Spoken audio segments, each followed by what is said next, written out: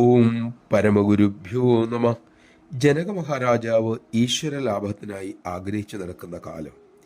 എങ്ങനെ ഈശ്വരനെ തനിക്ക് കാണാൻ കഴിയും, ഹൃദയത്തിലാക്കാൻ കഴിയും എന്ന ചിന്തയോടെ ഒരിക്കൽ അദ്ദേഹം കടൽ തീരത്തൂടെ നടക്കുകയായിരുന്നു. അപ്പോൾ അദ്ദേഹം വിലക്ഷണമായ ശരീരത്തോടു കൂടിയ ഒരു മഹർഷിയെ കടൽ തീരത്ത് കണ്ടു. ആ മഹർഷിയുടെ കയ്യിൽ ഒരു കപ്പുണ്ട്. അദ്ദേഹം അത് കടലിലേക്ക് നീട്ടി എന്തോ മെല്ലെ പറഞ്ഞുകൊണ്ടിരിക്കുന്നു. രാജാവ് മഹർഷിയോട് അദ്ദേഹം പറയുന്നത് എന്തെന്ന് തിരക്കി.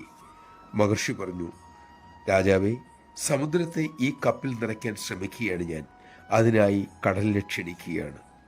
ജനകൻ വിസ്മയത്തോടെ ചോദിച്ചു, കഷ്ടം, എങ്ങനെ ഇത്രയും വലിയ സമുദ്രത്തെ ഈ കപ്പിൽ നിറയ്ക്കാനാകും?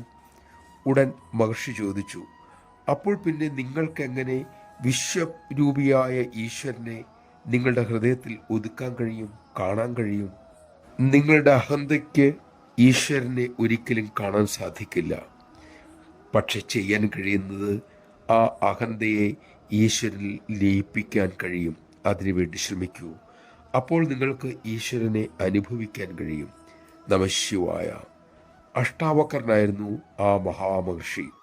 ഇക്കഥ പറഞ്ഞിട്ട് അമ്മയുടെ ഒരു സന്യാസിമൻ പറഞ്ഞു, ഭക്തി, വിശ്വാസം, ശരണാഗതി, ഇതിലൂടെ നമ്മുടെ അഹന്തയെ ഈശ്വരനിൽ ലയിപ്പിക്കാനുള്ള പാഠമാണ് അമ്മ പതിറ്റാണ്ടുകളായി നമ്മെ പഠിപ്പിക്കുന്നതും അഭ്യസിപ്പിക്കുന്നതും. ആ പാഠം നന്നായി പഠിക്കാൻ നമുക്ക് കഴിയട്ടെ. അതിനായി മഹേശ്വരിയായ അമ്മ നമ്മെ അനുഗ്രഹിക്കട്ടെ.